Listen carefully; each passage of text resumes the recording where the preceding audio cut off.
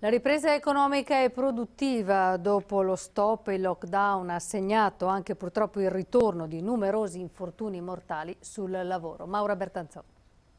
64 infortuni mortali sul lavoro in Veneto da gennaio ad ottobre 2021. Nello stesso arco di tempo del 2020 erano stati 55, effetto purtroppo della ripresa dopo lo stop pandemico, con il Covid che però da un anno all'altro ha ridotto il suo peso. Tra il 2020 e il 2021 sicuramente, perché la maggior parte degli infortuni connessi al Covid sono avvenuti nel 2020, più di 2/3.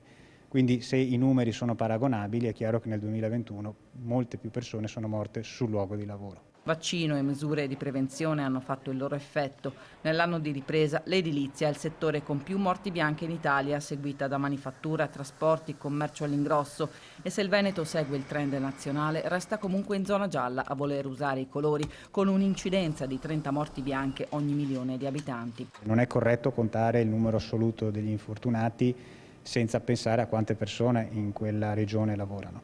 Se noi facciamo questa considerazione vediamo che il Veneto è al 15° posto a livello nazionale, quindi non è tra le regioni peggiori, anzi. A guardare le province, Verona ha il triste primato di 16 morti bianche. La strada della sicurezza per tutti è ancora lunga. Noi è da più di 10 anni che monitoriamo la situazione e devo dire che i numeri sono più o meno sempre costanti, soprattutto per quanto riguarda gli infortuni mortali.